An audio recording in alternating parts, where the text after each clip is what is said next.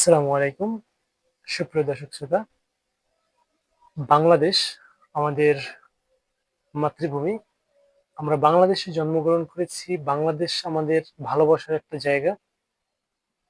কিন্তু বর্তমানে বাংলাদেশের যে পরিস্থিতি, বর্তমানে বাংলাদেশের যে অবস্থা, এই অবস্থায় কেউ বলতেছে যে বাংলাদেশে আমরা থাকবো না, বাংলাদেশ থেকে চলে যাব, বা বাংলাদেশে আমরা কোনো নিরাপত্তা পাচ্ছি না। বাংলাদেশের রাজনৈতিক বলেন, সমাজের নীতি বলেন, সব দিক থেকে একটা সমস্যার ভিতর পড়ে গেছে মানুষজন। কোনো জায়গাতে নিরাপত্তা নাই, কোনো জায়গাতে কোনো সিস্টেম নাই। কিভাবে বাংলাদেশ চলতেছে? আসলে দেখেন, মানুষ কেনই বা বলবে না? বাংলাদেশের অবস্থানটা যদি দেখেন, তাহলে কেনই বা বলবে না? কারণ বাংলাদেশের যে অবস্থান, এই অবস্থানে দেখেন আপনার আহ চাঁদাবাজি বলেন, মারামারি, খুন খারামি। একটা মানুষের কি নিরাপত্তা আছে? আপনার কি মনে হয় আপনার নিরাপত্তা আছে? আপনি যেখানে আছেন ওইখানে কি আসলে নিরাপত্তা আছে? কখন কি ঘটে যায় কেউ কিন্তু বলতে পারতেছে না। একটা মানুষ যখন মানুষকে খুন করে হত্যা করে, একটা মানুষ যখন মানুষকে পাথর দিয়ে নিক্ষেপ করে হত্যা করে, মানুষের গলা কেটে ফেলে, মানুষের মানে মানুষকে পিটিয়ে মারা হয়, মানে ধর্ষণ হচ্ছে সব দিক থেকে।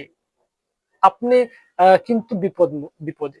কোনো ব্যক্তি, বাংলাদেশের এমন কোনো ব্যক্তি নাই যে ব্যক্তিটা বিপদ মুক্ত আছে। অতএব বাংলাদেশটা আমাদের যদি গর্বের একটা জায়গা হয়, আমাদের নিজেদের দেশ হয়, আমরা নিজেরা যদি রক্ষা করতে চাই, আপনার জায়গা থেকে আমার জায়গা থেকে, যে ব্যক্তিটাকে এগুলো সমস্যার ভিতরে করতেছে তার জায়গা থেকে কেন আমরা ঠিক হচ্ছি না? আমাদের দেশে দুইটা রাজনৈতিক জায়গা, রাজনৈতিক দল বড় দুইটা, একটা আওয়ামী লীগ, একটা বিএনপি। ভাই, আমি আওয়ামী লীগ বিএনপি বুঝি না, জামাত বুঝি না, চরমোনাই বুঝি না, কোনো কিছু বুঝি না, কিন্তু একটা জিনিস বুঝি, দেশটা যেহেতু আমাদের, দেশটাকে রক্ষা করতে হবে আমাদের। তোমাদের দেশটা রক্ষা করতে হলে আমাদের বর্তমানে কি চাঁদাবাজি করলে দেশ রক্ষা হবে? বর্তমানে মানুষকে নির্যাতন করলে কি দেশ রক্ষা হবে? দেশ স্বাধীন করছি জুলাই বিপ্লবে, দেশ স্বাধীন হয়ে গেছে, আমরা চাই স্বাধীন দেশকে নিয়ে বাঁচতে চাই। ভাই, স্বাধীন হয়েছে কি স্বাধীন হয়েছে? একটা কথা সবাই বলে, দেশ স্বাধীন করা যতটা সহ কষ্ট, তার থেকে বেশি কষ্ট হলো গিয়া দেশ রক্ষা করা, স্বাধীনতা রক্ষা করা। তো যারা আমরা স্বাধীন করছি, যারা স্বাধীন করার পাশে ছিলাম, সাপোর্ট দিছি, সাহস দিছি, সবাই কিন্তু আমরা দেশকে রক্ষা না করে দেশকে বিপদের মুখে ফেলাচ্ছি। আজকে দেখেন, যত আহ 21 তারিখে যে আহ, বিমান হামলাটা হয়েছে, এটা কিন্তু শুধুমাত্র অবহেলার কারণে। আমি বলবো শুধুমাত্র অবহেলার কারণে। অবহেলা না থাকলে এই জিনিসটা এরকম হতে পারতো না। তাই এই অবহেলাটা আমাদের বাংলাদেশে অহরহ হচ্ছে। কোনো আইন নেই, বিচার নাই, সুষ্ঠু কোনো তদন্ত নাই।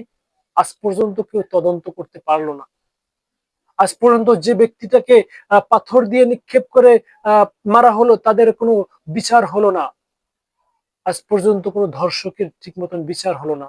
তাহলে কি দেশে আমরা থাকতেছি? অতএব আমরা দেশটাকে রক্ষা করার জন্য নিজেদের সঠিক জায়গায় যেতে হবে।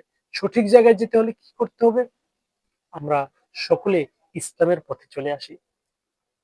তো ইসলামের পথে যদি চলতে পারি, তাহলে আমরা দেশকে রক্ষা করতে পারবো, আমরা স্বাধীনতা রক্ষা করতে পারবো, দেশের স্বাধীনতার ভৌমত্ব সবকিছু রক্ষা করতে পারবো। বলতে পারেন ওদিকে হচ্ছে না, ইসলামে কিভাবে হবে? ইসলাম মানে শান্তি। অতএব ইসলামে কখনোই, ইসলামের জামাত শিবিরের কোন লোককে দেখছেন রাস্তায় দাঁড়াইয়া গাড়ি থেকে চাঁদা তুলতে? জামাত শিবিরের কোন লোককে দেখছেন একটা সন্তানকে, একটা নারীকে ধর্ষণ করতে? আর এটা কখনো হবে না। যেরকমের বিএনপির হোক, আওয়ামী লীগের হোক, বড় বড় নেতাকর্মীরা টাকা টাকা বিলিয়ে নারীদেরকে হোটেলে নিয়ে যায়, ওই জিনিসটা কখনো জামাত শিবিরের জামা পরা লোকদেরকে দেখবেন না। ওই রকমের কোনো একটা হুজুরকে দেখবেন না। অতএব ইসলামপন্থী যদি আপনি কাজ করতে চান, জামাত হোক, চরমনাই হোক, হেফাজত হোক, খেলাফত হোক, আমি ওইদিকে যাচ্ছি না। আমি কোন দল করতেছি না, কিন্তু আমি একটা জিনিস জানি, যে ইসলামের পক্ষে কথা বলবে, ইসলামকে নিয়ে যাবে, ওই ব্যক্তিটাকে ভোট দিতে হবে। আমরা আমাদের মা বোনের রক্ষা করতে চাই, মা বোনের স্বাধীনতা রক্ষা করতে চাই, আমরা দেশটাকে রক্ষা করতে চাই, যাতে আমার মা বোন রাস্তা দিয়ে হাঁটলে একটা মানুষ যত তাকে সম্মান করে, একটা মানুষকে, একটা মেয়েদেরকে দেখলে যেন মনে হয় ওটা মুসলমান ঘরের সন্তান, একটা মুসলমান এবং নারীদের, এই হিন্দুদের ভিতরে যেন একটা পার্থক্য থাকে। অতএব অসংখ্য ধন্যবাদ জানাচ্ছি সবাইকে ভিডিওটা দেখার জন্য।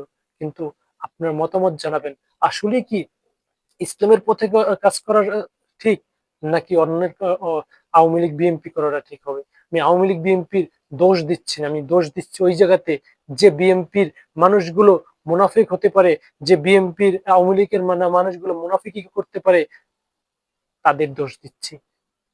অতএব মুনাফিকি নয়, অতএব আমরা মুসলমান হয়ে ইসলামের পথে কাজ করি। ধন্যবাদ সবাইকে।